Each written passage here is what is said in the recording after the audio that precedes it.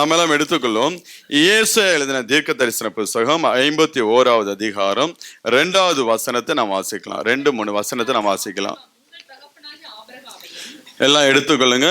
ஏசாயா 51:2-3. உங்கள் தகப்பனாகிய ஆபிரகாமையும் உங்களை பெற்ற சாராளையும் நோக்கி பாருங்கள். அவன் ஒருவனாய் இருக்கையில் நான் அவனை அழைத்து அவனை ஆசீர்வதித்து அவனை பெருக பண்ணினேன். கர்த்தர் சீயோனிலிருந்து ஆறுதல் செய்வார். அவர் அதன் பாலான ஸ்தலங்களை எல்லாம் தேறுதல் அடைய செய்து வனாந்திரத்தை ஏதேனை போலவும் அதன் அவாந்திர வெளியே கர்த்தருடைய தோட்டத்தை போலவும் ஆக்குவார். சந்தோஷமும் மகிழ்ச்சியும் துதியும் கீத சத்தமும் அதில் உண்டாயிருக்கும். ஒரு விஷயம், இந்த வார்த்தைகளுக்காக நாம் ஜெபிக்கலாம். எங்களை நேசிக்கிற நல்ல தகப்பனே, அருமையான இந்த நாளுக்காக நன்றியோடு துதிக்கிறப்பா. இந்த நாளிலும் கர்த்தாவே உம்முடைய வார்த்தையை கொண்டு நீர் எங்களோடு இடைபடும்படியாய் ஜெபிக்கிறோம். ஆண்டவரே இப்ப ஆபிரகாமை அழைத்து ஆசீர்வதித்து அவனை பெருக பண்ணின கர்த்தர் தேவன். ஆண்டவரே அவருடைய வாழ்க்கையில் ஆண்டவரே சந்தோஷமும் மகிழ்ச்சியும் துதியும் கீத சத்தமும் ஆண்டவரே உண்டாயிருக்கும்படியாய் செய்த எங்கள் நல்ல கர்த்தர். அப்படியாய் ஒவ்வொரு பிள்ளைகளும் இந்த வார்த்தையை கொண்டு இந்த நாள் நீர் ஆசீர்வதிக்க தடைகள் எல்லாம் மாற்றிப்படுங்க. அடிமையுடைய கருத்தில் ஒப்பு கொடுக்கிறோம். இயேசு கிறிஸ்துவின் நாமத்தால் கேட்டு ஜெபிக்கிறோம் எங்கள் ஜீவனில் நல்ல பிதாவே, ஆமென். அருமையான வேத வசனங்களை நாம் வாசிக்க கேட்டோம். ஏசாயா தீர்க்கதரிசியின் மூலம் ஆண்டவர் ஆபிரகாமுடைய ஆசீர்வாதங்கள் காரியங்களை குறித்து சொல்லுகிறார். அவனை அழைத்து ஆசீர்வதித்து அவனை பெருக பண்ணினார் என்று சொல்லுகிறார். 3வது வசனத்துல கர்த்தர் சீயோனுக்கு ஆறுதல் செய்வார். அவர் அதன் பாலான ஸ்தலங்களை எல்லாம் தேறுதல் அடைய செய்து அதன் வனாந்திரத்தை ஏதேனை போலவும் அதன் அவாந்திர வெளியை கர்த்தரின் தோட்டத்தை போலவும் ஆக்குவார். சந்தோஷமும் மகிழ்ச்சியும் துதியும் கீத சத்தமும் அதில் உண்டாயிருக்கும் என்று சொல்லி ஆண்டவர் அவனை ஆசீர்வதிச்சு நாம் பார்க்க முடிகிறது. இந்த நாளில் நாம் பார்க்க போகிற காரியம், இங்கே ஆண்டவர் சொல்லி ஆபிரகாமை ஒருவனாய் இருக்கும் போது அவனை அழைத்து ஆசீர்வதித்து அவனை பெருக பண்ணினேன் என்று சொல்லுகிறார். ஆபிரகாமை அழைத்து ஆசீர்வதித்து அவனை பெருக பண்ணினாராம். இப்ப எந்த பிள்ளை எல்லாம் தேவன் அழைத்திருக்கிறாரோ அவர்கள் எல்லாம் இப்படியாப்பட்ட ஒரு வாக்கு தத்துவத்துக்கு நேராக தான் தேவன் அழைத்திருக்கிறவராக இருக்கிறார். நீங்க ஆண்டவராகிய இயேசு கிறிஸ்து இந்த பூமியில இருந்த நாட்கள்ல 18 வருடம் பெரும்பாடாக அந்த பெண்ணுக்கு விடுதலையை கொடுத்துட்டு இவளும் ஆபிரகாமுடைய குமாரத்தியாய் இருக்கிறாளே என்று சொல்லி ஆண்டவர் சொல்லுகிறார். இன்னும் சகையோட வாழ்க்கையில ஒரு ஆசீர்வாதத்தை கொடுத்துட்டு இவனும் ஆபிரகாமுடைய குமாரனா இருக்கிறான். அதாவது யாரெல்லாம் ரட்சிக்கப்படுகிறார்களோ, ஆண்டவராகிய இயேசு கிறிஸ்துவின் இரத்தத்தினால கழுவப்படுகிறார்களோ, அவர்கள் எல்லாம் ஆபிரகாமின் சந்ததிக்குள்ள தேவன் கொண்டு சேர்க்கிறவராக இருக்கிறார். ஆபிரகாமுக்கு என்னென்ன ஆசீர்வாதங்கள் ஆண்டவர் கொடுத்தாரோ அவருடைய சந்ததிக்கும் தேவன் அப்படியாப்பட்ட ஆசீர்வாதங்களை கொடுத்து என்ன பண்ணுகிறார், அவர் நடத்துகிறவராக இருக்கிறார். அதனால ஆபிரகாமை எப்படி அழைத்து ஆசீர்வதித்து அவனை பெருக பண்ணினாரோ அதே போலதான் நம்மளையும் தேவன் அழைத்திருக்கிறார். ஹல்லேலூயா. நம்மளையும் தேவன் அழைத்திருப்பார் என்றால் கண்டிப்பாக இந்த ஆசீர்வாதமும் இந்த பெருக்கமும் நம்முடைய வாழ்க்கையில உண்டாகும்படியாக தேவன் செய்கிறவராக இருக்கிறார். அந்த அடுத்த வசனத்துல அவர் கர்த்தர் சீயோனுக்கு ஆறுதல் செய்வார். அதன் பாலான ஸ்தலங்களை தேறுதல் அடைய செய்து அதன் வனாந்திரத்தை ஏதேனை போலவும் அவாந்திர வெளிகளை கர்த்தருடைய தோட்டத்தை போலவும் ஆக்குவார். சந்தோஷமும் மகிழ்ச்சியும் துதியும் கீத சத்தமும் அதில் உண்டாயிருக்கும் என்று சொன்னது போல நம்மளுடைய வாழ்க்கையிலும் தேவன் அப்படியாப்பட்ட காரியங்களை என்ன பண்ணுகிறார், அவர் செய்கிறவராக இருக்கிறார். நம்மளையும் தேவன் என்ன பண்ணியிருக்கிறார், பேர் சொல்லி அழைத்தவராக இருக்கிறார். கோத்திரத்துக்கு ஒருவராய் குலத்துக்கு ஒருவராய் தேவன் என்ன பண்ணியிருக்கிறார், நம்மளை தெரிந்து கொண்டு. எவ்வளவு பேர் நம்மளுடைய குடும்பத்தில் நம்மளுடைய சொந்த பந்தங்கள் எவ்வளவு பேர் இருந்த போதிலும் ஆண்டவர் கோத்திரத்துக்கு ஒரு ஆளாய் குலத்துக்கு ஒரு ஆளாய் தேவன் தெரிந்து கொண்டிருக்கிறார். எப்படி ஆபிரகாமை தெரிந்து கொண்டு அவனை அழைத்து கொண்டு வந்து அவனை ஆசீர்வதித்தாரோ அதே போலதான் தேவன் நம்மளையும் அழைத்திருக்கிறார், நம்மளையும் தெரிந்து கொண்டிருக்கிறார். அவனை போல நம்மளையும் ஆசீர்வதித்து உயர்த்தும்படியாக தான் தேவன் என்ன பண்ணுகிறார், அவருடைய தெரிந்து கொள்ளல் இருக்கு. அவருடைய அழைப்பு அப்படியாப்பட்ட அழைப்புல தான் தேவன் வைத்திருக்கிறவராக இருக்கிறார். இப்போ ஒவ்வொரு பிள்ளைகளையும் தேவன் என்ன பண்ணுகிறார், அழைக்கிறவராக இருக்கிறார். ஒவ்வொரு பிள்ளைகளையும் இந்த பூமியில இருக்கக்கூடிய எப்பேற்பட்ட மனுஷனாக இருந்தாலும் தேவன் எல்லாரையும் அழைக்கிறவராக இருக்காது. ஆண்டவர் சொல்லும் போது மத்தேயு 11ஆம் அதிகாரம் 28வது வசனத்தை நாம் வாசிக்கலாம். வருத்தப்பட்டு பாரம் சுமக்கிறவர்களே, நீங்கள் எல்லாரும் என்னிடத்தில் வாருங்கள், நான் உங்களுக்கு இளைப்பாறுதல் தருவேன் என்று சொல்லி, வருத்தப்பட்டு பாரம் சுமக்கிற எல்லாரும் என்னண்டையில வாருங்கள் என்று சொல்லி அவர் அழைக்கிறத நாம் பார்க்க முடியும். எல்லா ஜனங்களையும் தேவன் அழைக்கிறவராக, எல்லா ஜனங்களையும் தேவன் ஆபிரகாமை போல ஆசீர்வதித்து உயர்த்துகிறவராக இருக்கிறார். நம்மளோட வாழ்க்கையிலும் தேவன் அப்படிப்பட்ட காரியங்களை செய்கிறவராக இருக்கிறார். அதான் 1 தீமோத்தேயு 2ஆம் அதிகாரத்துல நீங்க 4வது வசனத்தை வாசிங்கன்னா, எல்லா மனுஷரும் ரட்சிக்கப்படும், சத்தியத்தை அறிகிற அறிவை அடைவோம், அவர் சித்தமுள்ளவராய் இருக்கிறார் என்று சொல்லிச்சோம். எல்லா மனுஷரும் ரட்சிக்கப்பட வேண்டும் என்று சொல்லி தேவன் சித்தம் உள்ளவராக இருக்கிறார். அதாவது எல்லா மனுஷர்களையும் தேவன் அழைக்கிறவராக இருக்கிறார். நம்ம பரலோகத்துக்கு போகக்கூடிய வாசல் தான் இடுக்கமான வாசல். ஆனா பரலோகம் மகா விஸ்தாரமான ஒரு இடம். நரகமே அவ்வளவு போராடலாம் உள்ள சேர்க்கணும், அதை காட்டிலும் பரலோகம் எப்படி விஸ்தாரமான இடம். போகக்கூடிய வாசல் தான் அது இடுக்கமான வாசல். எல்லாவற்றையும் எடுத்துக்கொண்டு என்ன பண்ண முடியாது, அந்த வாசலுக்குள்ள போக முடியாது. அந்த வாசலுக்குள்ள நுழைய வேண்டும் என்றால் இந்த பூமியில வாழ்கிற நாட்கள்ல நாம் சில காரியங்களை வெட்டி நாம் தூக்கி தூரப்பட வேண்டும். எல்லாத்தையும் நம்மளோட கூட சேர்த்து கொண்டு என்ன பண்ண முடியாது, பரலோகத்துக்குள்ள போக முடியாது. அதனால ஆண்டவர் எல்லா மனுஷர்களையும் ரட்சிக்கப்படும்படியாக, எல்லா மனுஷர்களையும் ஆசீர்வதிக்கும்படியாக தான் தேவன் விரும்புகிறவராக இருக்கிறார். இன்னும் நீங்க வாசிங்கன்னா உபாகமம் 32ஆம் அதிகாரம் 10வது வசனத்தை வாசிக்கலாம். பாலான நிலத்திலும்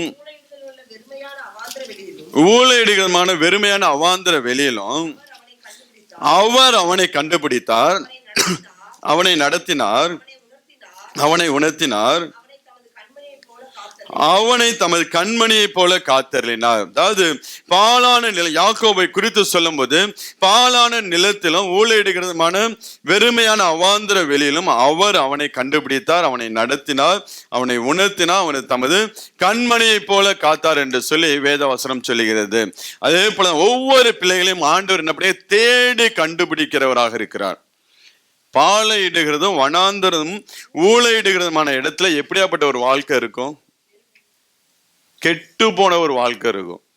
ஒன்னுக்கும் பிரயோஜனம் இல்லாத ஒரு வாழ்க்கை தான் இருந்து கொண்டிருக்கும். ஆனாலும் தேவன் என்ன பண்ணுகிறார், அவர்களை தேடி கண்டுபிடிக்கிறவராக இருக்கிறார். அவர் ஒவ்வொரு பிள்ளைகளையும் ஆண்டவர் தேடி வருகிறவராக இருக்கிறார். நம்ம அவரை தேடி போகல, அவர் தான் நம்மளை தேடி வந்தார் என்று சொல்லி நாம் பார்க்க முடிகிறது. அப்ப எப்பேற்பட்ட வாழ்க்கையாக இருந்தால் கூட அந்த மனுஷனை அழைத்து ஆசீர்வதித்து ஆண்டவரால பெருக பண்ண முடியுங்க. கெட்டு போன மனுஷன், அதாவது பாலான நிலங்களில் ஊழையிடுகிறதுமான வெறுமையான அவாந்தர வெளிகளிலும் இருக்கக்கூடிய மனுஷன் வாழ்க்கை எப்படி இருக்குன்னா, கெட்டு போய் அழுகி போய் இருக்கும். ஒன்றுக்கும் பிரயோஜனப்படாத ஒரு வாழ்க்கை தான் இருந்து கொண்டிருக்கும். ஆனாலும் ஆண்டவன் என்ன பண்ணுகிறார், அவனை தேடி கண்டுபிடிக்கிறார். அதே போலதான் தேவன் நம்மளை தேடி வந்தார். நம்ம நல்லவங்களா இருக்கும்போது தேவன் நம்மளை தேடி வரல, பாவிகளும் துரோகிகளுமா இருக்கும்போது தேவன் நம்மளை தேடி வந்து நம்மளை எடுத்து நிறுத்தி இந்நாள் வரை நம்மளை ஆசீர்வதித்து தேவன் என்ன பண்ணுகிறார், நம்மளை பெருக பண்ணி கொண்டே இருக்கிறவராக இருக்கிறார். இப்ப எந்த மனுஷனையும் ஆண்டவர் எடுத்து என்ன பண்ணுகிறார், தம்முடைய கையில வைத்து அவனை உயர்த்துவதை நாம் பார்க்க முடிகிறது. எப்பேற்பட்ட கெட்டுப்போன வாழ்க்கையாக இருந்தாலும் ஆண்டவருடைய கரத்துல வரும்போது ஆண்டவர் அதை ஆசீர்வதிக்கிறவராக, அநேகருக்கு பிரயோஜனப்படக்கூடிய வாழ்க்கையா என்ன பண்ணுகிறான், கர்த்தர் ஆசீர்வதித்து கொடுக்கிறவராக இருக்கிறப்போ ஒவ்வொரு மனுஷனும். அதனால நீங்க வாசிங்கன்னா இப்ப மத்தேயு 18ஆம் அதிகாரம் 11ஆம் வசனத்தை வாசிங்களா. மனுஷகுமாரன் கெட்டு போனதை ரட்சிக்க வந்தார், மனுஷகுமாரன் கெட்டு போனதை ரட்சிக்க வந்தார் என்று சொல்லி வேதம் சொல்லு. அதே போலதான் ஒவ்வொரு பிள்ளைகளோட வாழ்க்கையிலும் எப்படி அவருடைய வாழ்க்கை கெட்டு போயிருந்தாலும் சரி, நாட்கள் வீணா போன ஒரு வாழ்க்கையாக இருந்தாலும் சரி, தேவ சமூகத்துல வரும்போது, தேவனுடைய ஆலயத்துல வந்து தன்னுடைய வாழ்க்கையை ஒப்பு கொடுக்க ஆரம்பிக்கும் போது அந்த மனுஷனை ஆண்டவர் பிரித்து எடுத்து ஆசீர்வதிக்க ஆரம்பிக்கிறவராக இருக்கிறார். அதுல இந்த 3 ப்ராசஸ், ஆண்டோடைய ப்ராசஸ் வந்து 3 காரியங்களை. ஒண்ணு அழைக்கிறார், அடுத்தது ஆசீர்வதிக்கிறார், அடுத்தது பெருக பண்ணுகிறார். 3 ப்ராசஸ். ஒரு மனுஷனை அழைக்க போது ஆண்டவர் இப்படியாப்பட்ட ஒரு ஆசீர்வாதத்தை வைத்து தாங்க அழைக்கிறார். ஒவ்வொரு மனுஷனையும் ஆசீர்வதித்து பெருக பண்ண முடியாத ஒரு ஆசீர்வாதத்தை வைத்து, வாக்குத்தத்தத்தை வைத்து தான் தேவன் ஒவ்வொரு பிள்ளைகளையும் ரட்சிப்புகளையும் நடத்துகிறவராக இருக்கார். சும்மா யாரையும் ஆண்டவர் என்ன பண்ணல, ரட்சிப்புக்குள்ள நடத்த இல்லை. சும்மா நீங்க அப்படியே இருக்க வேண்டும், அப்படியே இருந்து நீ வாழ்ந்து ஓட்டத்தை முடிக்க வேண்டும் என்று சொல்லி உங்களை தேவன் அழைக்கவில்லை. எப்படி ஆபிரகாமை தேவன் உயர்த்தினாரோ அதே போல இந்த பூமியில ஒவ்வொரு பிள்ளைகளையும் உயர்த்தி வைத்து ஆசீர்வதிக்கும்படியாக தான் தேவன் விருப்பம் உள்ளவராக இருக்கிறார், சித்தம் உள்ளவராக இருக்கிறார். ஆனா அந்த அழைப்பு வேற, இது அழைத்து, இது காலிங், அது ரெண்டும். அது அழைப்பு பத்தி நம்ம வேற விதமா பேசணும். இது அழைப்பு நம்மளை முன்குறிக்கிறது, நம்மளை தெரிந்து கொள்கிறது. ஒரு உன்னதமான நோக்கத்துக்கு தேவன் நம்மளை ஒரு உன்னதமான ஆசீர்வாதத்துக்கு என்று நம்ம ஒவ்வொருவரையும் ஆண்டவர் பேர் சொல்லி அழைக்கிறவராக இருக்கிறார். அழைத்த நம்மளை தேவன் அவருடைய ப்ராசஸ் என்ன பண்ணி நம்மளோட வாழ்க்கையில ஸ்டார்ட் பண்ணிக்கிறவராக இருக்கிறார்.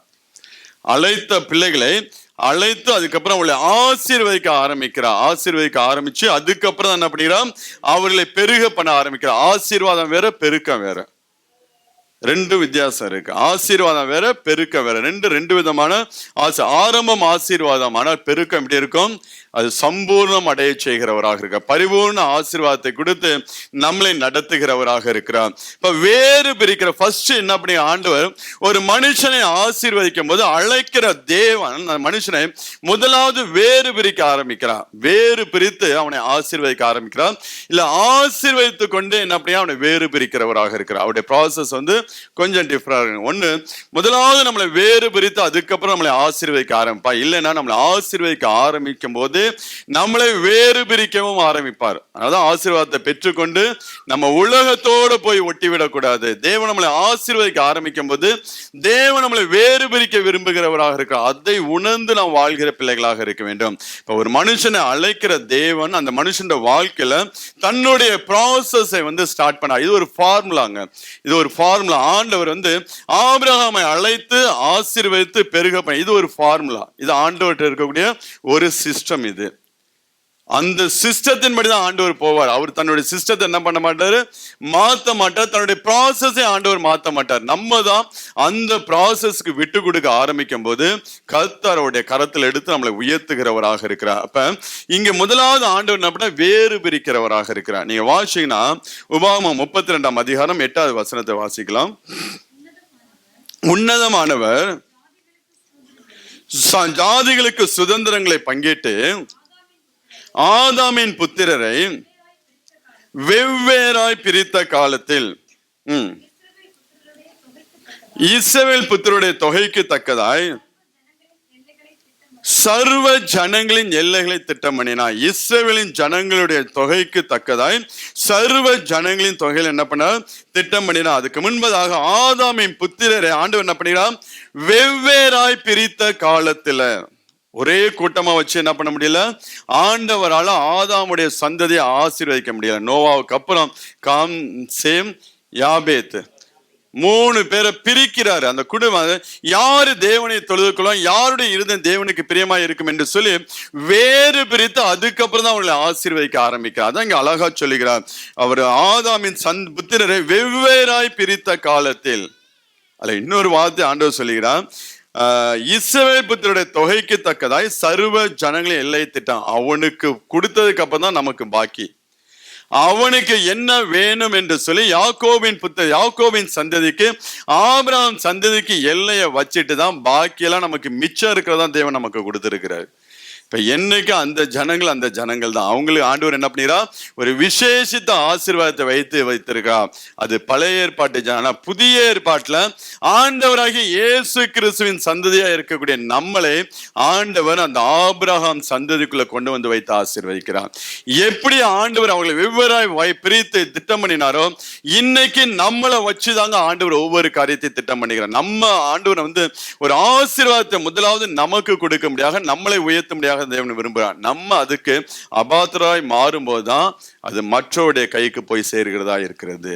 இப்ப தேவன் நம்மளை ஆசீர்வதிக்க வேண்டும் என்றால் நம்மளை வேறு பிரிக்கும்படியாக தேவன் விரும்புகிறவராக இருக்கிறார். வெவ்வேறாய் ஆபிரகாம் சந்ததி வெவ்வேறாய் பிரித்து எடுத்து அதுக்கப்புறம் அவளை ஆசீர்வதிக்க ஆரம்பிச்சார். அதனால ஆபிரகாமை ஆண்டவர் என்ன பண்ணி வேறு பிரிக்க ஆரம்பிக்கிறார். ஆசீர்வதிக்கப்படுவதற்கு முன்பதாக அவனை வேறு பிரிக்க ஆரம்பிக்கிறார். நம்மளையும் தேவன் என்ன பண்ணியிருக்கார், வேறு பிரித்து இருக்கிறார். ஆண்டவரே இயேசு கிறிஸ்து அவருடைய சொந்த இரத்தத்தினால பாவிகளும் துரோகிகளுமாக இருந்த நம்மளே ஆண்டவர் பிரிச்சு எடுத்து கொண்டு வந்திருக்கிறாருங்க. நம்ம ஆண்டவர் ரட்சிக்கப்படுவதற்கு முன்பதாக, ஆண்டவர் சொந்த ரட்சகராய் ஏற்றுக்கொள்ளப்படுவதற்கு முன்பதாகவும் இப்பொழுது நம்மளோட வாழ்க்கையில் அநேக வித்தியாசங்கள் உண்டாயிருக்கும். ஆனால் இன்னும் அநேக வித்தியாசங்களை ஆண்டவர் எதிர்பார்க்கிறார். இன்னும் நாம் ஒரு வேறு பிரிக்கப்பட்ட ஒரு வாழ்க்கை வாழ வேண்டும் என்று சொல்லி தேவன் விரும்புகிறவராக இருக்கிறார். அதுக்கு நம்ம ஒப்பு கொடுக்கும் போது கர்த்தர் நம்மளை ஆசீர்வதிக்கிறவராக இருக்கிறார். அப்ப முதல் ப்ராசஸ் என்ன இருக்கும்? நம்மளோட வாழ்க்கையில வேறு பிரிக்கப்பட்ட ஒரு வாழ்க்கை அனுபவம் இருக்க வேண்டும். தேவன் நம்மளை ஆசீர்வாதம் அழைத்து இருக்கிறார். எல்லாரையும் அழைச்சவங்க என்ன பண்ணியிருக்கார்? தேவன் உட்கார வைத்திருக்கார். பேராய் தேவன் உங்களை அழைச்சிருக்காங்க. ஒவ்வொருடைய பேரையும் அவர் தம்முடைய உள்ளங்கையில பொறித்து வைத்திருக்கிறவராக இருக்கார். சும்மா நீங்க சாதாரணப்பட்ட ஆள் கிடையாது. ஒவ்வொரு பிள்ளைகளும் தேவனுடைய உள்ளங்கையில உங்களோட வாழ்க்கை, உங்களோட மதில்கள் எல்லாவற்றையும் பொறித்து வைத்து பேச அழைத்தவராக இருக்கிறார். அந்த அழைத்த உங்களை அவர் ஆசீர்வதிக்கும்படியாக விரும்புகிறவராக இருக்கிறார். ஆசீர்வதிக்க நம்மளை முதலாவது வேறு பிரித்து ஆசீர்வதிக்க ஆரம்பிப்பா. இல்லைன்னா ஆசீர்வதித்து கொண்டே நம்மளை வேறு பிரிச்சுட்டு இருப்பார். 2 ப்ராசஸ் நம்மளோட வாழ்க்கையில இருக்கும். இப்ப தேவன் நம்மளோட வாழ்க்கையில ஆசீர்வாதங்களை கொடுக்கும் போது நம்ம ரொம்ப ஜாக்கிரதையாக இருக்க வேண்டும். அது ஆண்டவர் ஆசீர்வதிக்கும் போது நம்மளுடைய காரியங்கள் எல்லாம் தேவனை சார்ந்தே நாம் வாழ ஆரம்பிக்க வேண்டும். ஆசீர்வாதத்தை பெற்றுக்கொண்ட நாம் உலகத்தை சார்ந்து உலகத்துக்குரிய காரியங்களுக்காக, உலகத்துடைய இந்த மாயான காரியங்களுக்காக நம்மளுடைய காரியங்களை செலவழிக்கிற நேரத்தையும் பணத்தையும் அதுல செலவழிக்கிற பிள்ளைகளா இல்லாதபடிக்கு தேவன் நம்மளை ஆசீர்வதிச்சா. ஏன் இந்த ஆசீர்வாதத்தை தேவன் நம்மளோட வாழ்க்கையில கொடுத்திருக்கா என்று சொல்லி நாம் இன்னும் அதிகமாக தேவ சமூகத்தில் என்ன பண்ண வேண்டும்? போய் சேர வேண்டும். இன்னும் அதிகமாக நாம் உடைக்கப்பட. அன்னைக்கு பிரதர் கூட வந்தப்ப இன்னும் உடைகிறேன்னு சொல்லி அந்த ஒரு பாட்டு, அந்த மனுஷன் குப்பையிலிருந்து அந்த மனுஷனை வாழ்க்கையை தூக்க ஆரம்பிக்கும் போது தாயின் கருவில என்னை முன்குறிச்ச தேவன், ஆண்டவரே நீர் என்னை ஆசீர்வதிக்க ஆரம்பிச்சுட்டு இன்னும் நான் உடைகிறேன் என்று சொல்லி தன்னை ஒப்புக்கூட. உண்மையான ஒரு வாழ்க்கை வார்த்தைங்க அது. உண்மையாய் ஒவ்வொரு தேவ பிள்ளையோட வாழ்க்கையில என்னைக்கு ஒரு மனுஷன் தேவனுடைய ஆசீர்வாதத்தை பெற்றுக்கொள்ள ஆரம்பிக்கிறானோ அன்னைக்கு அவன் உடைக்கப்பட ஒப்பு கொடுக்க வேண்டும். உடைக்கப்பட ஒப்பு கொடுக்கும் போதுதான் தேவனுடைய ஆசீர்வாதத்தை நாம் தக்க வைத்துக் கொள்ள முடியும். ஆனா ஆசீர்வாதத்தை வாங்கிட்டு நீங்க உலகத்தை நோக்கி ஓட ஆரம்பிச்சீங்க வச்சீங்களா, ஆசீர்வாதம் நம்மளை விட்டு அது தூரம் போகும். அதாவது ஆசீர்வாதம் இருக்கும், பெருக்கத்தை பார்க்க முடியாது. அடுத்த ப்ராசஸ் பெருக்க அடுத்த ப்ராசஸ். இப்ப நீங்க ஆசீர்வாதத்துல நீங்க தேவனை விட்டு கொஞ்சம் விலகி போக ஆரம்பிச்சிட்டீங்கன்னா ஆண்டவர் இது போதும், இதுக்கு மேல இவனை ஆசீர்வதிச்சா ரொம்ப தூரம் போயிடுவான்னு சொல்லி அப்படியே வச்சிருவாரு. அப்ப அந்த ப்ராசஸ்ல நம்மளை முழுவதுமாய் நாம் ஒப்பு கொடுக்க வேண்டும். ஆபிரகாம் என்ன பண்ணிக்கிறான்? நான் ஆசீர்வதிக்கவே ஆசீர்வாதத்தை உன்னை பெருக பண்ணுவேன் என்று சொல்லி ஆபிரகாமுக்கு வாக்குத்தத்தம் பண்ணின கர்த்தர் ஆபிரகாம் முதலாவது அவனுடைய ஜன கூட்டத்திலிருந்து தேவன் பிரித்து எடுக்கிறவராக இருக்கிறான். அந்த வாக்குத்தத்தம் பண்ணின தேவன் அதே இடத்துல வைத்து ஆசீர்வதிக்க முடியுமா? முடியாதா? முடியும். அதே இடத்துல தேவனால வைத்து ஆசீர்வதிக்க முடியும். ஆனால் சுத்தி பார்க்கிறவங்க எல்லாம் இவனை ஏளனம். ஏன்னா இவன் நடக்கக்கூடிய காரியங்கள், இவனுடைய விசுவாசங்கள் எல்லாம் உலகத்துல காணப்படக்கூடிய ஃபார்முலாவுக்கு ஒத்து வராது. கர்த்தரை விசுவாசம் கொடுத்த முதல் பிள்ளையை போய் பலி செலுத்துறானா அவன் தன் சொந்த ஜன கூட்டத்தில் இருக்கும்போது எவனா விட்டுருப்பானா? இவன் கிறுக்கன் பைத்தியக்காரன் சொல்லி போறவனை என்ன பண்ணிருப்பான்? வழிமாற வச்சிருப்பானுங்க. ஆனா ஆண்டவர் ஆசீர்வதிக்க வேண்டும் என்றால் முதலாவது வேறு பிரிக்கிறவராக இருக்கிறார். வேறு பிரிச்சாதான் அவருடைய இருதயத்துல உடைய காரியங்கள் எல்லாம் நம்மளுடைய இருதயத்துல கடந்து வரும். இல்லைன்னு வச்சுங்களேன், நம்ம அதே கூட்டத்துல இருந்து கொண்டு இருந்தோம் என்றால் ஆண்டவர் ஆசீர்வாதம் நம்மளோட வாழ்க்கையில வரும்போது சுற்றி இருக்கக்கூடிய ஜனங்கள் என்ன பண்ணுவாங்க? அதை கெடுத்து போடுகிறவர்களாக இருப்பார்கள். அதான் முதலாவது ஆண்டவர் நம்மளை வேறு பிரித்து எடுக்கிறவராக இருக்கு. ஆபிரகாமை வேறு பிரித்து எடுக்கிறார். நீங்க வாசிங்கன்னா 12ஆம் அதிகாரம் 1வது வசனத்தை வாசிங்க. கர்த்தர் ஆபிரகாமை நோக்கி, நீ உன் தேசத்தையும் உன் இனத்தையும் உன் தகப்பனுடைய வீட்டையும் விட்டு புறப்பட்டு நான் உனக்கு காண்பிக்கும் தேசத்துக்கு போ என்று சொல்லி வாக்குத்தத்தம் பண்ணின தேவன் என்ன பண்ணுகிறான்? நீ இருக்கிற இடத்தை விட்டு நீ பிரித்து எடுக்கப்பட வேண்டும் என்று சொல்லி அவனை பிரித்து எடுக்கக்கூடிய அந்த ப்ராசஸ்க்கு நேராக அவனை நடத்தி கொண்டு போகிறார். 4வது வசனம். கர்த்தர் ஆபிரகாமுக்கு சொன்னபடியே அவன் புறப்பட்டு போனான், லோத்தும் அவனோட கூட போனான். ஆபிரகாம் ஆரானை விட்டு புறப்பட்ட போது 75 வயதா இருந்தான். இங்க 2 மனிதர்கள் புறப்பட்டு போகிறார்கள். ஆண்டவர் 2 பேரையும் அழைத்திருக்கிறார். லோத்தை குறித்து சொல்லுகிறார், நீதிமானாகிய லோத்து என்று சொல்லி ஆண்டவர் சொல்லுகிறார். 2 பேரையும் அழைத்திருக்கிறார். ஆனா ஆண்டவருடைய ப்ராசஸ்ல முழுவதுமாய் ஒப்பு கொடுத்தது ஆபிரகாம் மாத்திரம்தான். அதனாலதான் அவனை ஆண்டவர் பெருக பண்ணினார். லோத்து ஆண்டவருடைய ப்ராசஸ்க்கு தன்னை முழுவதுமாய் ஒப்பு கொடுக்காதனாலதான் அவனுடைய வாழ்க்கையில பெருக்கத்தை நான் பார்க்க முடியாது. ஆபிரகாமுடைய ஆசீர்வாதத்து 2 பேருமே ஆசீர்வாதமா இருந்தாங்க. 2 பேருடைய ஆசீர்வாதத்தை அங்க அவங்களுடைய ஆசீர்வாதம் பெருகினாலதான் சரி நம்ம பிரிஞ்சு போலாம் என்று சொல்லி அவர்கள் பிரிந்து போனார்கள். 2 பேர்கிட்டையும் இந்த ஆசீர்வாதம் இருந்துச்சு. ஆனா பெருக்கம் யார்கிட்ட இருந்துச்சுன்னா ஆபிரகாம்கிட்ட மட்டும்தான் இருந்துச்சு. ஏன்னா அடுத்த ப்ராசஸ்க்கு ஆண்டவர் கொண்டு போகும்போது லோத்து அந்த ப்ராசஸ்க்கு தன்னை விட்டு கொடுக்கவில்லை. ஆபிரகாம் தன்னை விட்டு கொடுத்தனால்தான் ஆபிரகாமை எடுத்து தேவன் என்ன பண்ணுகிறார், உயர்த்துகிறவராக ஆசீர்வதிக்கிறவராக இருக்கிறார். நீங்க அப்ப இங்க ஆபிரகாமை எப்படி ஆண்டவரை அழைத்து அவனை வேறு பிரித்தாரோ அதே போலதாங்க தேவன் நம்மளையும் அழைத்து வேறு பிரிக்கிறவராக இருக்கிறார். நீங்க பவுலுடைய வாழ்க்கையில பாத்தீங்கன்னா ரட்சிக்கப்படுவதற்கு முன்பதாக அடிக்கிற கூட்டத்துல இருந்தான். பவுல் ரட்சிக்கப்படுவதற்கு முன்பதாக மற்றவர்களை துன்பப்படுத்தக்கூடிய கூட்டத்துல இருந்தான். ரட்சிக்கப்பட்டதுக்கு அப்புறம் அடி வாங்குற கூட்டத்துக்கு போனான். ரட்சிக்கப்பட்டதுக்கு அப்புறம் துன்பப்படுகிற கூட்டத்துல போய் சேர்ந்தான். பாத்தீங்களா, இதுதான் வேறு பிரிக்கக்கூடிய அனுபவம். இன்னைக்கு நம்ம எல்லாம் எப்படி இருக்கிறோம்? ரட்சிக்கப்பட்டதுக்கு அப்புறமும் இன்னும் அப்படியே இருந்துகிட்டு இருக்கோமா, இல்ல நம்மள்ட்ட வித்தியாசம் இருக்கா? இன்னும் அடிக்கிற கூட்டத்துல இருக்கிறோமா, இல்ல அடி வாங்குற கூட்டத்துல இருக்கிறோமா? யாரையாவது அடிச்சுக்கிட்டு தானே இருப்போம். எந்த கூட்டத்துல இருக்கிறோம் நம்ம? அந்த வேறு பிரிக்கப்பட்ட அனுபவம். அதாவது உங்களை அழைச்சி ஆண்டவர் அவருடைய ரத்தத்தினால கழுவி உங்களை என்ன வேறு பிரிச்சிருக்கா, அதுக்குண்டான ஆசீர்வாதம் ஆண்டவர் உங்களுக்கு கொடுத்துருக்கிறாரு. இது ஒரு சில ஆசை உங்களோட வாழ்க்கையில இருக்கு பாத்தீங்களா. இது ஆண்டவர் உங்களை வேறு பிரிச்சு அவருடைய சத்தத்துக்கு நீங்க கீழ்ப்படிஞ்சு அவரை சொந்த இரட்சகராய் ஏற்றுக்கொண்டு அந்த பிரிக்கெடுக்கப்பட்ட ப்ராசஸ், இந்த இனிஷியல் ப்ராசஸ்க்குள்ள நீங்களே உங்களை ஒப்பு கொடுத்தனால ஆண்டவர் என்ன பண்ணினார், உங்களை ஆசீர்வதித்திருக்கார். இந்த ஆசீர்வாதம் பெருக்கமாய் மாற வேண்டும், பெருக வேண்டும் என்றால் தான் நீங்க அடுத்த ப்ராசஸ்க்கு போக வேண்டும். இப்ப இங்க நம்ம பவுலுடைய வாழ்க்கையில ஒவ்வொரு பரிசுத்தவனுடைய வாழ்க்கையில ரட்சிக்கப்பட்டதுக்கு அப்புறம் அவங்களுக்கு இருக்கக்கூடிய கூட்டமே மாறும். தாவீதோட பாருங்க, தாவீது ஆண்டவர் அபிஷேகம் பண்ணப்படும்போது தன் குடும்பத்தோட அபிஷேகம் பண்ணப்பட்டு நல்லா ஆண்டவர் ராஜாவா தெரிந்து கொண்டதுக்கு அப்புறம் தாவீது யாரோட இருந்தான்? நொண்டியானவன், கடம்பட்டவன், ஒடுக்கப்பட்டவன், அவன் கூட்டமே அப்படியே மாறுது பாருங்க. அப்ப வேறு பிரிக்க ஆண்டவர் நம்மளை வேறு பிரிக்கும் போது, நம்மளை பிரித்து எடுக்கும் போது நாம் பிரித்து எடுக்கப்பட நாம் ஒப்பு கொடுக்க வேண்டும். நீங்க சங்கீதம் 1 வாசிங்கன்னா அந்த 2 கூட்டத்தையும் அந்த சங்கீதக்காரன் அழகா அவன் சொல்வதை நான் பார்க்க முடியும். 1-4 வரை உள்ள வசனத்தை வாசிங்க. துன்மார்க்கருடைய ஆலோசனையில் நடவாமலும் பாவிகளுடைய வழியில் இல்லாமலும் பரியாசக்காரர் உட்காரும் இடத்தில் உட்காராமலும் கர்த்தருடைய வேதத்தில் பிரியமாயிருந்து இரவும் பகலும் அவருடைய வேதத்தில் தியானமாய் இருக்கிற மனுஷன் பாக்கியவான். நீர்கால்களின் ஓரமாய் நடப்பட்டு தன் காலத்தில் தன் கனியை தந்து இலையுதிரா இருக்கிற மரத்தை போல் இருப்பான். அவன் செய்வதெல்லாம் வாய்க்கும். துன்மார்க்கரோ அப்படி இராமல்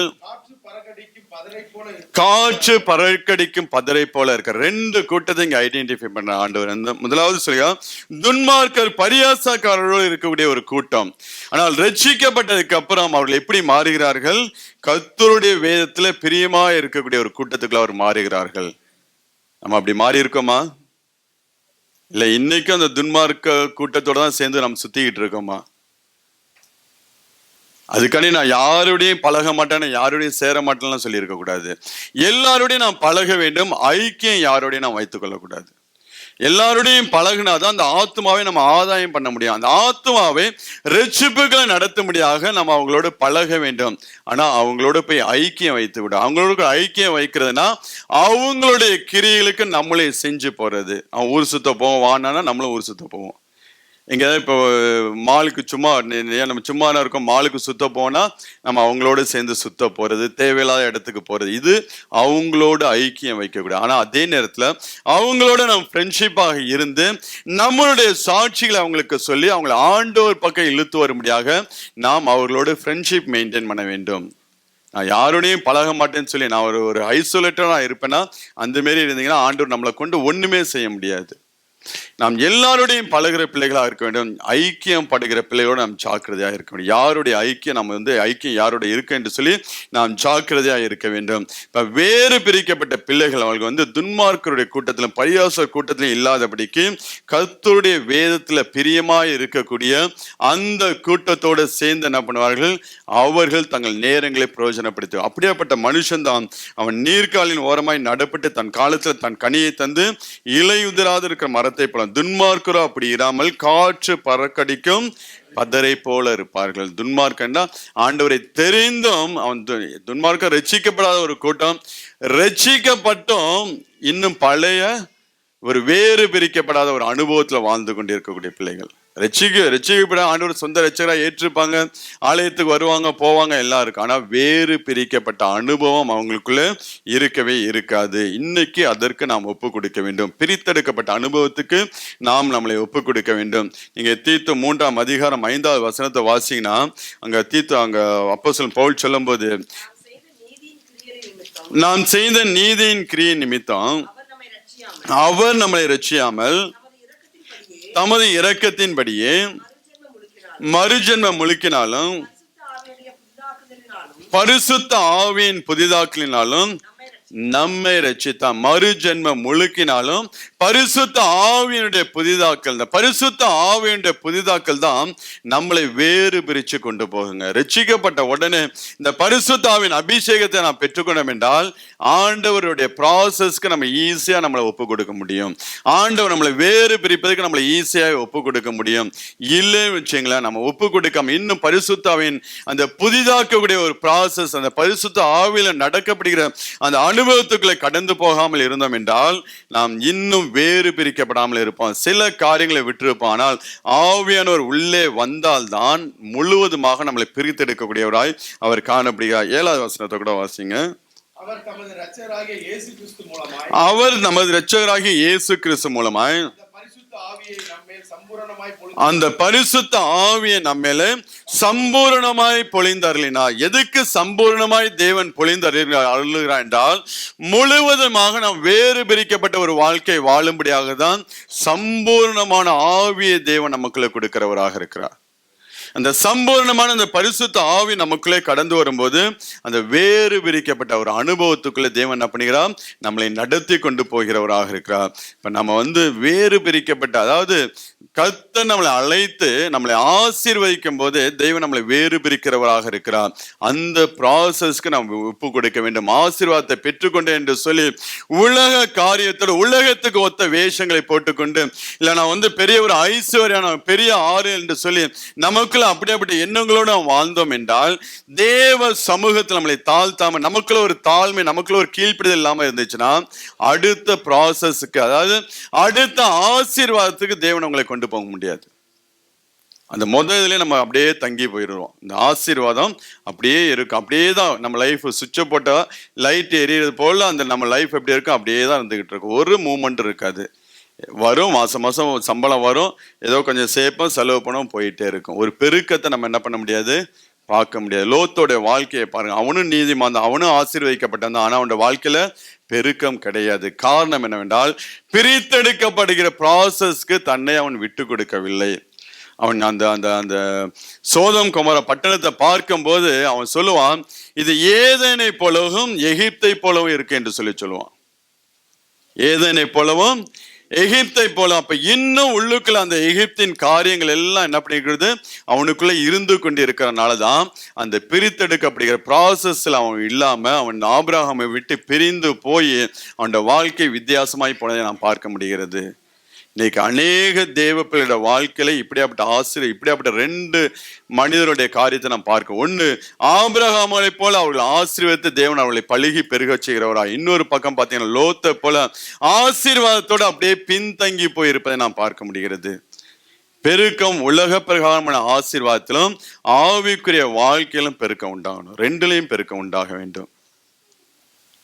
அந்த 2 பெருக்கம் நம்மளோட வாழ்க்கையில வர வேண்டும் என்றால் இந்த வேறு பிரிக்கப்பட்ட ப்ராசஸ்க்கு நம்மளை நாம் முழுவதுமாய் ஒப்பு கொடுக்க வேண்டும். ஆண்டவர் நம்மளை எப்படி நடத்த விரும்புகிறார் என்று சொல்லி முழுவதுமாய் நாம் ஒப்பு கொடுக்கணும். எதை நாம் செய்தாலும் நம்ம இருதயத்துக்குள்ள ஆண்டவருடைய காரியங்களுக்கு பிரியமில்லாமல் இருந்தால் அதை அப்படியே ஒதுக்கி வச்சிடணும். நாம் செய்கிறது நிமித்தம் ஆண்டோடைய நாமம் தூஷிக்கப்படுமா, ஆண்டோடைய நாமம் மகிமைப்படுமான்னு பார்க்கணும். ஆண்டோடைய நாமத்துக்கு தூஷணமா வந்துச்சு அந்த காரியங்களை விட்டு நம்ம வெளியே வர ஆரம்பிக்க வேண்டும். இல்லை பரவாயில்ல இன்னைக்கு ஒரு நாள் தானே என்று சொல்லி நம்ம போய் என்ன பண்ணக்கூடாது, மாட்டி விடக்கூடாது. அப்படி மாட்டணும்னு வச்சுங்களேன், நம்முடைய ஆசீர்வாதத்தை நம்மளே கெடுத்து போடுகிறதுக்கு ஒரு சமம். அதனால அந்த வேறு பிரிக்கப்பட்ட ப்ராசஸ்குள்ள நாம் கடந்து சொல்ல வேண்டும். அழைத்த ஒவ்வொரு பிள்ளைகளையும் தேவன் என்ன பண்ணுகிறார், அவர்களை ஆசீர்வதித்து வேறு பிரிக்கிறவராக இருக்கிறார், அல்ல வேறு பிரித்து அவர்களை ஆசீர்வதிக்கிறவராக இருக்கிறார். ரெண்டாவது, அந்த பிள்ளையோட வாழ்க்கையை தேவன் பெருக பண்ண வேண்டும் என்றால் நீங்க வாசிங்களா, ஆதியாகமம் 17ஆம் அதிகாரம் 1வது வசனத்தை வாசிங்க. ஆபிரகாம் 99 வயதாய் இருந்தபோது கர்த்தர் ஆபிரகாமுக்கு தரிசனமாகி, நான் சர்வ வல்லமையுள்ள தேவன், நீ எனக்கு முன்பாக நடந்து கொண்டு உத்தமனாயிரு. அதாவது அவனுடைய வாழ்க்கையில தேவன் பெருக்கத்தை கொண்டு வருவதற்கு முன்பதாக 99வது வயது, அதாவது அது வரைக்கும் 75வது வயதுல தேவன் பிரித்தெடுத்து இந்த 99வது வயது வரைக்கும் நீங்க பாத்தீங்கன்னா ஆபிரகாமுடைய ஆசீர்வாதத்தை பூமி தாங்கி கொள்ளாமல் போயிடுச்சு. அந்த அளவுக்கு ஆசீர்வதிக்கப்பட்ட, ஆனா பெருக்கம் கிடையாது.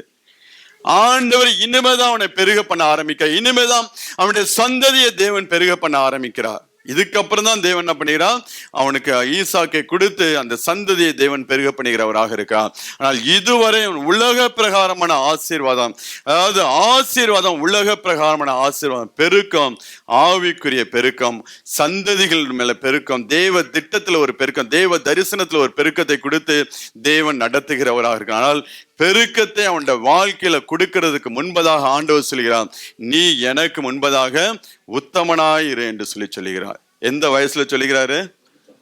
99 வயசுல நீ எனக்கு முன்பதாக உத்தமனாய் இருக்க வேண்டும் என்று சொல்லி ஆண்டவர் வச்சார். இதுதான் நீங்க யோபுடைய வாழ்க்கையில நீங்க பார்க்க முடியும்.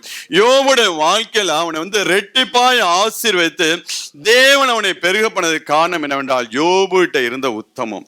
அந்த யோபு 1ஆம் அதிகாரம் 8வது வசனத்துல ஆண்டவரை யோபுவை குறித்து சாட்சி கொடுப்ப, அவன் உத்தமனும் சன்மார்க்கனும் தேவனுக்கு பயந்து நடக்கிற மனுஷன், பொல்லாப்புக்கு விலகிறவனா, அவன் உத்தமன் என்று சொல்லி தேவன் சாட்சி கொடுக்கிற அளவுக்கு யோபு தேவனுக்கு முன்பதாக உத்தமனாக இருந்தான். அதாவது யோபு 2ஆம் அதிகாரம் 9வது வசனத்துல நீங்க வாசிங்கன்னா அவனுடைய மனைவி சொல்லுவார், நீ இன்னும் உன்னுடைய உத்தமத்துல உண்மையா இருக்கிறாயா என்று சொல்லி வாசிங்க. அப்பொழுது அவன் மனைவி அவனை பார்த்து, நீ இன்னும் உடைய உத்தமத்துல உறுதியாய் இருக்கிறீரோ, தேவனை தூஷித்து ஜீவனை விடும் என்று சொல்லி சொல்லுகிறார். அடுத்த வசனம் கூட, அதற்கு அவன், நீ பைத்தியக்காரி பேசுகிறது போல பேசுகிறாய், தேவன் கையில நன்மையை பெற்ற நான் தீமையும் பெற வேண்டாமோ என்று சொல்லி இவைகள் எல்லாவற்றிலும் யோபு தன் உதடுகளினாலே பாவம் செய்யவில்லை. தேவனுக்கு விரோதமாக எந்த சூழ்நிலையிலும் யோபு பேசாதபடிக்கு தன்னுடைய உத்தமத்தை அவன் காத்து கொண்டாங்க. அதான் அவனுடைய மனைவி சொல்ல, இன்னும் உடைய உத்தமத்தில் உண்மையா இருக்கிறாயா. அந்த உண்மைதான் அவனுடைய வாழ்க்கையில ரெட்டிப்பான ஒரு பெருக்கத்தை கொண்டு வந்துச்சு. இப்ப இன்னைக்கு நம்மளோட வாழ்க்கையில இந்த ஆசீர்வாதம், நம்மளுடைய வாழ்க்கையில கூட ஆசீர்வாதங்களை தேவன் பழுகி பெருக செய்ய வேண்டும் என்றால் இந்த உத்தமத்தை தேவன் நம்மளிடத்தில் எதிர்பார்க்கிறவராக இருக்கிறார். ஆசீர்வாதத்தை பெற்றுக்கொண்ட நாம் இந்த உலகத்தோடு ஒத்த வேஷங்களை தரிக்காதபடி, இந்த உலகத்தோடு போய் நாம் கலந்து விடாதபடிக்கு நாம் தேவனுடைய காரியத்துல உத்தமமாக இருக்கும்படியாக, தேவனுக்கு பிரியமாய் ஒவ்வொரு நாளும் அவருடைய இருதயத்தை மகிழ்விக்கிற பிள்ளைகளாக நாம் இருக்க வேண்டும். நம் நிமித்தம் ஆண்டோடைய இருதயம் என்னைக்கும் ஒரு நாளும் என்ன பண்ணக்கூடாது, துக்கப்பட்டு போய்விடக்கூடாது என்று சொல்லி நம்ம ரொம்ப கேர்ஃபுல்லா இருக்கணுங்க. ஆவிக்கிற வாழ்க்கையில் ரொம்ப சின்ன காரியமா தான் இருக்கும், ஆனா பிசாசு பெரிய பாதிப்பை கொண்டாந்து விட்டுருவான். சின்ன ஒரு இச்சையில கொண்டாந்து போடுவான், சின்ன காரியத்தை நீ டெஸ்ட் பண்ணி பாரு என்று சொல்லி சொல்லுவான். ஆனா முடிவு பார்த்தீங்கன்னா பெரிய ஆசீர்வாதத்தை அவன் கெடுத்து போடுகிறவனாக இருப்பான். அதனால ஒவ்வொரு நாளும் இந்த வேறு பிரிக்கப்பட்ட ஒரு வாழ்க்கை நம்ம என்ன பண்ண வேண்டும், இருக்க வேண்டும். எந்த காரியத்தில் நாம் துணிகரம் கொள்ளக்கூடாது. பார்த்துக்கலாம், செஞ்சிடலாம், அப்புறம் தேவன்கிட்ட போய் நம்ம சமாதானம் ஆயிடலாம், ஒப்புரவாயிடலாம் என்று சொல்லி ஒன்னே நீ கூட தேவனுக்கு பிடிக்காதா. தாவீதுட்ட நல்ல ஒரு குணாதிசயம், அவன் சொல்லுவான், உம்மை பகைக்கிறோம் நான் முழு பகையாய் பகைக்கிறேன்னு சொல்லுவான்.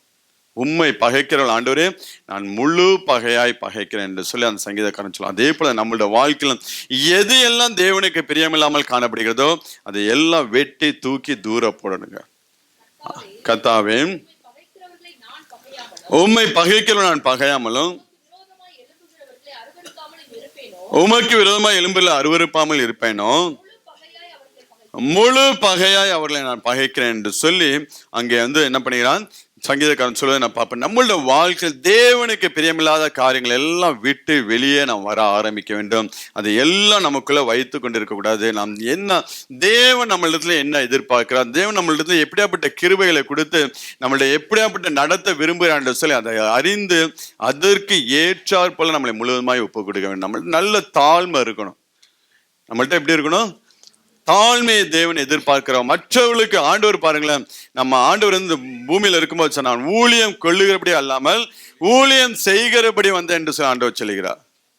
நம்மளும் இப்படியா இருக்க வேண்டும். நம்மளுடைய தாழ்மையை வெளிப்படுத்தும்படியாக நம்மளால முடிஞ்ச அளவுக்கு அடுத்தவர்களுக்கு ஊழியம் செய்கிற பிள்ளைகளாக, அடுத்தவர்களுக்கு நன்மை செய்கிற பிள்ளைகளாக இருக்க வேண்டும்.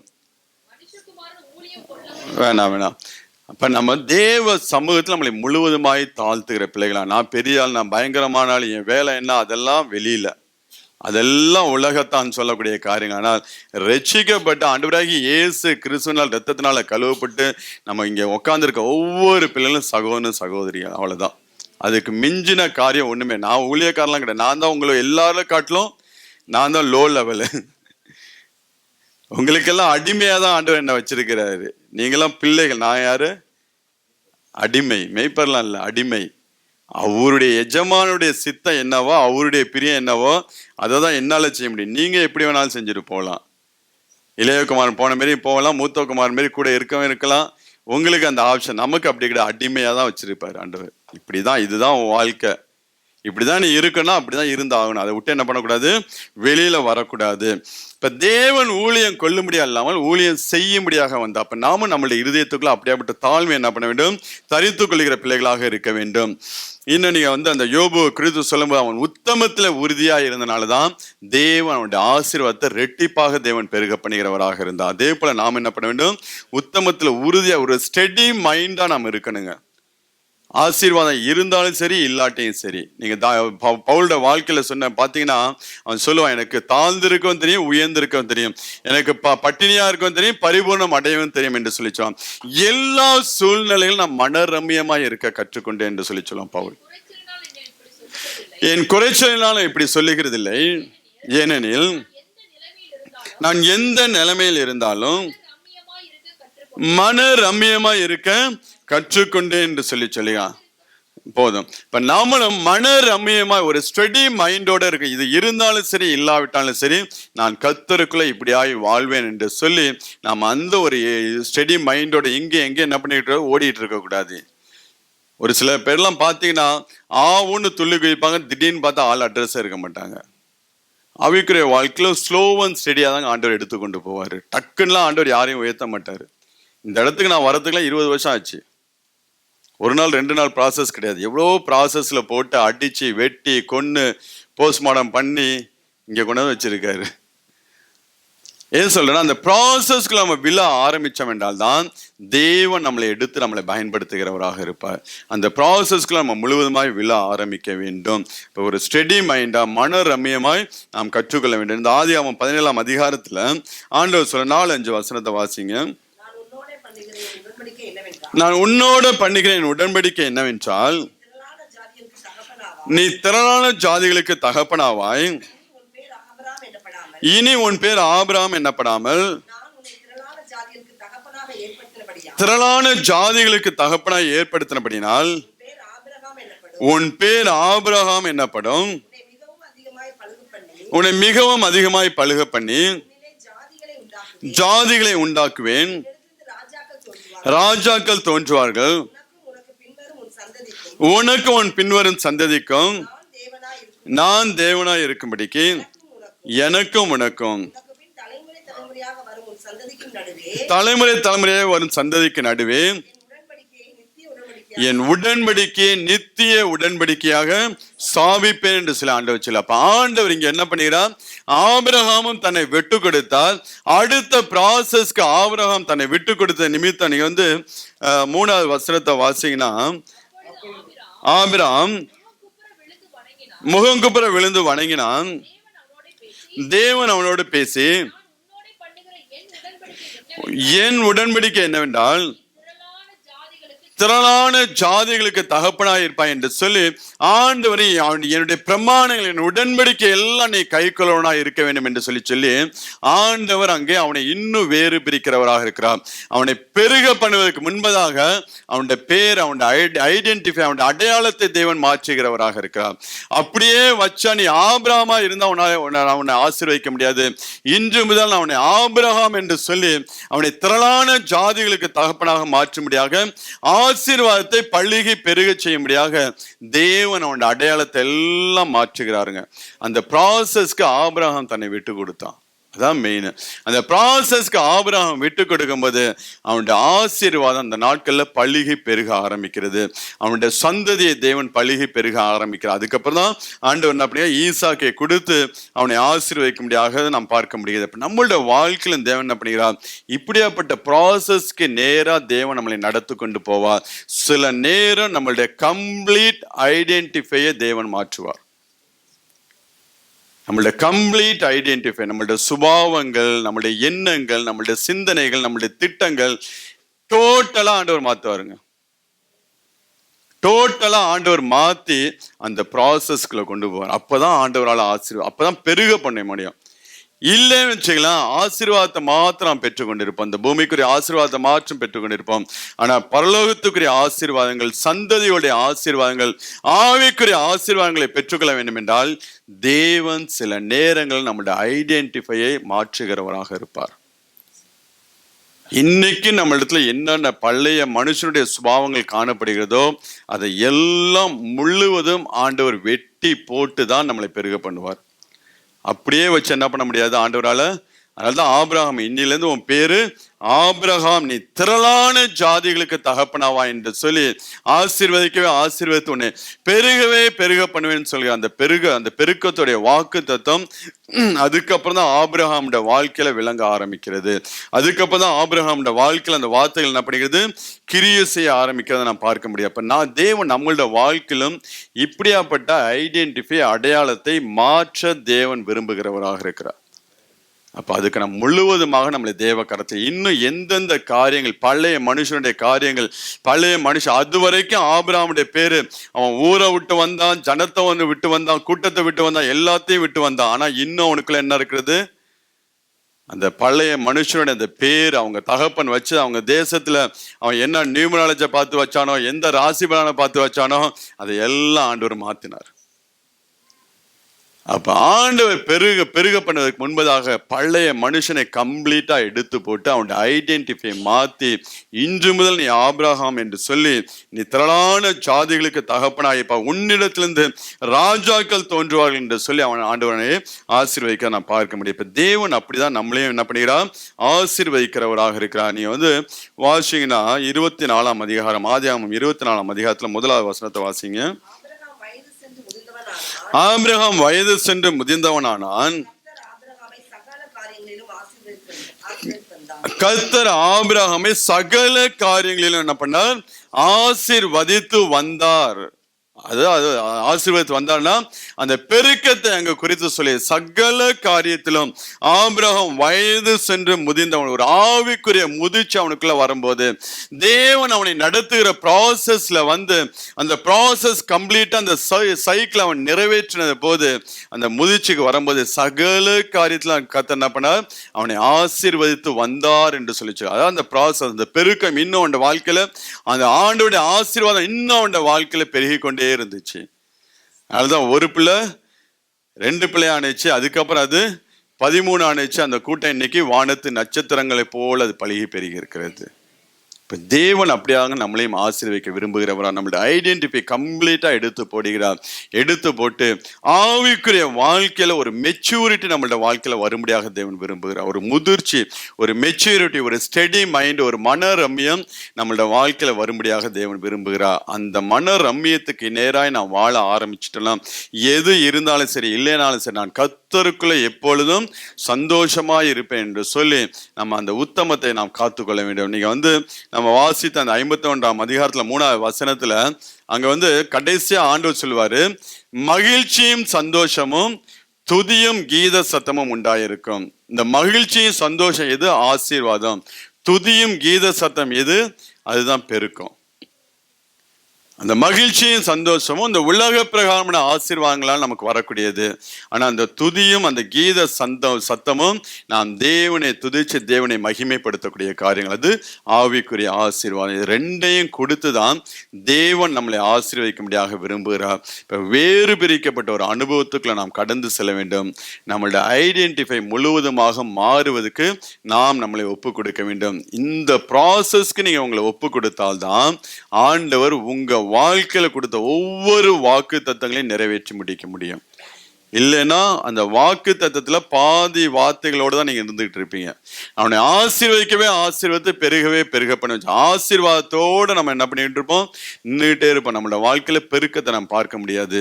இந்த ப்ராசஸ்க்கு முழுவதுமாய் நாம் நம்மளை ஒப்பு கொடுக்க ஆரம்பிக்கும் போது கர்த்தர் நம்மளை பழுகி பெருக பண்ணுகிறவராக இருக்கு. அதனால எப்படி ஆபிரகாமை அழைத்து ஆசீர்வதித்து அவனை பெருக பண்ணினாரோ அதே போலதான் தேவன் உங்களையும் என்னையும் அழைத்து ஆசீர்வதித்து பெருக பண்ணும்படியாக தேவன் சித்தம் உள்ளவராக, விருப்பம் உள்ளவராக இருக்கிறார். எந்த மனுஷனையும் ஆண்டவரால் எடுத்து நிறுத்த முடியும், உயர்த்த முடியும், ஆசீர்வதித்து பெருக பண்ண முடியுங்க. இந்த மனிதன் தான் கிடையாது. எந்த மனுஷனையும் ஆண்டவரால் என்ன பண்ண முடியும்? ஆசீர்வதித்து உயர்த்த முடியும், பெருக பண்ண, பழுகி பெருக செய்ய முடியும். நம்ம அவருடைய ப்ராசஸ்க்கு விட்டு கொடுத்தோம் என்றால், லோத்து எப்படி அவன் வழிமாறி போனது போல நாம் வழிமாறி போய்விடாதபடிக்கு ஆபிரகாமை போல அந்த ப்ராசஸ்க்கு முழுவதுமாய் விட்டு கொடுக்கும் போது கர்த்தர் இன்னும் நம்மளை எடுத்து ஆசீர்வதிக்கிறவராக. ஒரு விஷயம் நம்மளை எழுந்து செபிக்கலாமா?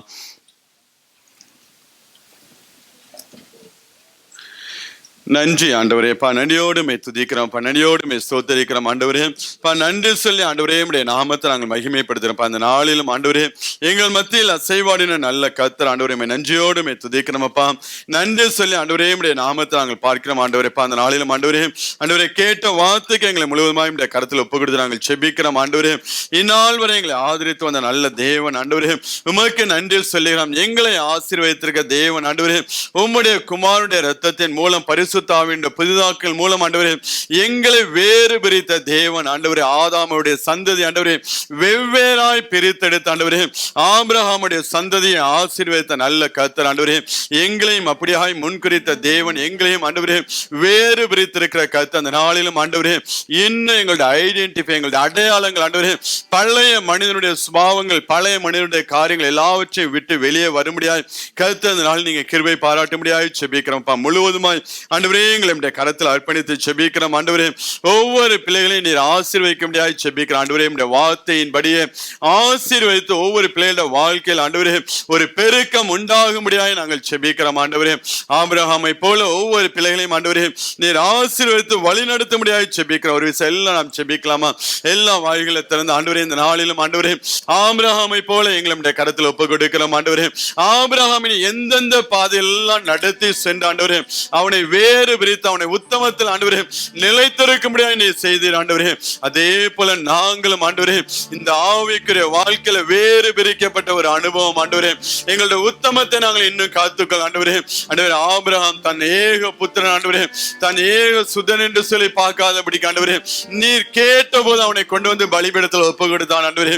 இன்றைக்கும் எங்களுடைய வாழ்க்கையில் ஆண்டவரே நீர் எங்களிடத்துல நீ எதிர்பார்க்கிறீர் ஆண்டவரே, அதை முழுவதுமாக பலிபீடத்தில் கொண்டு வந்து நாங்கள் வைக்கிறோம் ஆண்டவரே. ஆண்டவரே இந்த ப்ராசஸ்க்கு எங்களை முழுவதுமாய் அர்ப்பணித்து செபிக்கிறோம் ஆண்டவரே. நீர் எங்களை ஆண்டவரே எங்களை ஆண்டவரே மறுரூபப்படுத்துகிற தேவன் ஆண்டவரே, எங்களுடைய அடையாளத்தை மாற்றுகிற நல்ல கர்த்தர் ஆண்டவரே. அப்படியாய் ஆண்டவரே ஒவ்வொரு பிள்ளைகளையும் ஆண்டவரே நீர் ஆசீர்வதிக்க முடியாது செபிக்கிறோம் ஆண்டவரே. ஒவ்வொரு பிள்ளைகளையும் நீர் ஆசீர்வதித்து உயர்த்த முடியாது செபிக்கிறோம் ஆண்டவரே. உம்மை நன்றியோடு துதிக்கிறோம் அப்பா. நன்றி ராஜா, நன்றி ஆண்டவரே. நன்றி சொல்லி ஆண்டவரே உம்முடைய நாமத்தை நாங்கள் மகிமைப்படுத்துகிறோம் ஆண்டவரே. நன்றி ராஜா, நடியோடு துதிக்கிறோம் ஆண்டவரே. நன்றியோடு சோதரிக்கிறோம் ஆண்டவரே. ஒவ்வொரு பிள்ளைகளையும் குடும்பத்தையும் ஆண்டவரே உம்முடைய சமூகத்தில் வைத்து நாங்கள் செபிக்கிறோம் ஆண்டவரேப்பா. ஆபிரகாம் ஒருவனாக இருக்கும்போது அவனை அழைத்த தேவன் ஆண்டவரே, எங்களையும் கோத்திரத்துக்கு ஒருவராய் குலத்துக்கு ஒருவராய் ஆண்டவரே எங்களையும் முன்குறித்து அழைத்திருக்கிற தேவன் ஆண்டவரே, எப்படி நீர் ஆபிரகாமை உயர்த்தி நீர் ஆசீர்வதித்து பழுகி பெருக பண்ணினீரோ எங்களையும் அப்படியாய் ஆண்டவரே நீ பழுகி பெருக செய்ய வல்லமையுள்ள தேவனாய் இருக்கிற ஆண்டவரே. இன்றைக்கும் எங்களையும் கரத்தில் முழுவதுமாய் அர்ப்பணிக்கிறோம் ஆண்டவரே. எங்களுடைய சமூகத்தை முழுவதுமாய் ஒப்பு கொடுத்து செபிக்கிறோம்ப்பா. கருத்தை நீங்க பொறுப்பெடுத்துக் கொள்ளுங்க, வழி நடத்துங்க. ஒவ்வொரு பிள்ளைகளுடைய கரத்தில் அர்ப்பணித்து செபிக்கிறோம். இயேசு கிறிஸ்துவின் நாமத்தினால் கேட்டு செபிக்கிறோம் எங்கள் ஜீவனுள்ள நல்ல பிதாவே, ஆமென். என் ஆத்மாவே கர்த்தரை ஸ்தோத்திரி, என் முழுவதுமே அவருடைய பரிசுத்த நாமத்தை ஸ்தோத்திரி. என் ஆத்மாவே கர்த்தரை ஸ்தோத்திரி, அவர் செய்த சகல உபகாரங்களை ஒருபோதும் மறவாதே, ஆமென். கர்த்தராகிய இயேசு கிறிஸ்துவின் கிருபையும் பிதாவாகிய தேவனுடைய அன்பும் பரிசுத்த ஆவியானவருடைய அந்யோன்ய ஐக்கியம் இன்றும் என்றும் நாம் அனைவரோடு கூட இருப்பதாக, ஆமென்.